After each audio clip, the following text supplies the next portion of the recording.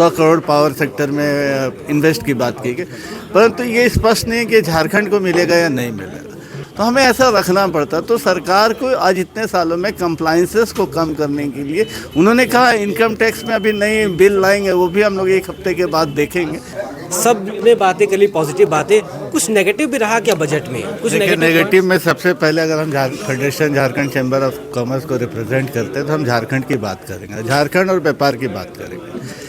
ऐसा कुछ भी हमें नहीं देखा। मैं न्यूज़ चैनल देख रहा था तो मुझे ऐसा लगा कि मैं बिहार का कोई न्यूज़ चैनल देख रहा हूँ, नेशनल न्यूज़ चैनल नहीं देख रहा हूँ। तो बिहार की संस्थाओं, बिहार राज्य और बिहार राज्य के प्रोडक्ट के बारे में कई बार चर्चाएं की गई। हमारे राज्य में भी बहुत सारे खनिज संपदाएँ हैं जिसके लिए कोई भी बात नहीं किया गया। आज हम इसको मान लेते हैं कि चलिए ठीक है, पावर और माइनिंग सेक्टर की बात हुई और उस पर बहुत सारा आगे विकास की बात कही गई, 100 करोड़ पावर सेक्टर में इन्वेस्ट की बात की गई, परंतु ये स्पष्ट नहीं है कि झारखंड को मिलेगा या नहीं मिलेगा। हमारा पुराना सोचना है कि झारखंड को अगर विकसित करना है तो यहाँ माइनिंग से रिलेटेड इंडस्ट्री स्थापित करना होगा। हमारे कोयले से पूरे देश जगमगा रही है, लेकिन हमारे जो लेबर्स है वो अंधेरे में सो रहे हैं। क्यों?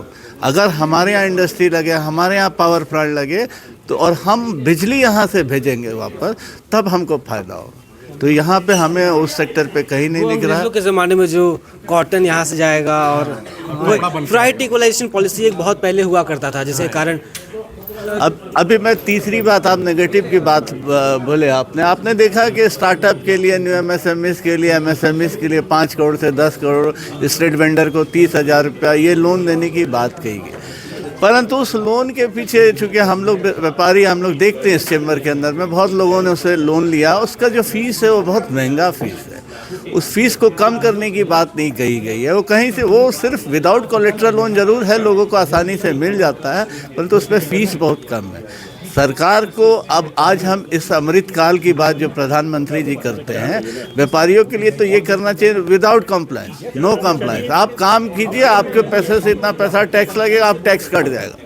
यहाँ क्या ये डेली एक फाइल जमा करना, एक रिटर्न जमा करना, इस पे कहीं पे भी इतने साल के बाद भी आज हम फ्री नहीं हुए, उस जंजाल से फ्री नहीं हुए। हमें एक सीए रखना पड़ता है इनकम टैक्स के लिए, हमें टीडीएस के लिए, हमें जीएसटी के लिए, हमें लेबर के लिए, हर चीज़ के लिए स्पेशलाइज को रखना पड़ता है। या फिर हम पढ़ करके अगर आएंगे इतने सारे चीज़ को तो हम व्यापार नहीं कर पाएंगे।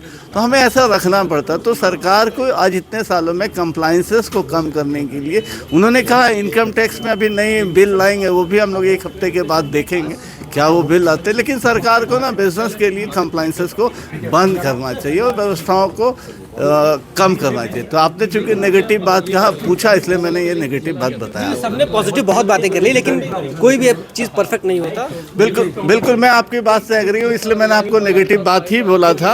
अब हम लोग जैसे बात करेंगे पॉजिटिव में, बहुत सारी पॉजिटिव बातें और आप सब सुन भी चुके होंगे। मध्यम वर्ग के लिए अच्छा है, वो पैसा अगर मध्यम वर्ग लोगों का सेव होता है, अगर 12 लाख का स्लैब में जो 80,000 का बजट होगा, जो एनालिसिस लोग बता रहे थे, उस 80,000 से लोग अपने बच्चों को पढ़ाई पे खर्च कर सकते हैं। उस पे आप अपने ज़रूरी सामानों को क्या बोलते हैं खरीद सकते हैं। आपके जीवन स्तर ऊपर आएगा निश्चित तौर पे। हम नेगेटिव की बात करें तो एक बात और करते हैं, कस्टम ड्यूटी की बात हुई। कस्टम ड्यूटी में एलईडी, एलसीडी, मोबाइल, ये सारी चीज़ें सस्ती हुई, परंतु ये आम आदमी से इससे क्या संबंध है? आपको मोबाइल चाहिए, आपने एक ले लिया, आप मोबाइल डेली नहीं खरीदेंगे। आप जो डेली खरीद रहे हैं, जिससे आपका जीवन यापन चल रहा है, उस पर कोई बात नहीं है कि कहाँ कैसे इसको कंट्रोल करें, महंगाई को कैसे कंट्रोल करें। डेली का खाने का सामान, राशन का सामान, बच्चों के स्कूल फीस, बच्चों का क्या बोलते हैं एजुकेशन के लिए जो बुक्स मिलते हैं, इस पर कैसे क्या कंट्रोल होगा, इस पर कहीं कोई जिक्र नहीं है। इसका मतलब महंगाई उसी स्तर पर रहेगा। ठीक है, हम मोबाइल और एलसीडी अभी खरीदने नहीं जा रहे हैं, हमारे घर में पहले से है, इससे हमें बहुत ज़्यादा फ़ायदा नहीं होगा। दवाइयों की बात हुई है तो लिमिटेड 6 दवाई ऐसे है जो लाइफ कैंसर की बात हुई, तो निश्चित तौर पे उससे लोगों को फ़र्क पड़ेगा। कुछ दवाई यहाँ मैन्युफैक्चरिंग की बात हुई, बट अभी भी बहुत बड़ा इंफ्रास्ट्रक्चर को जो बनाने की ज़रूरत है वो अभी भी लैकिंग दिख रही है इस बजट में। बहुत शुक्रिया। अपना नाम परिचय बताइए। मैं विकास विजयवर्गीय हूँ, सह सचिव फेडरेशन झारखंड चैम्बर।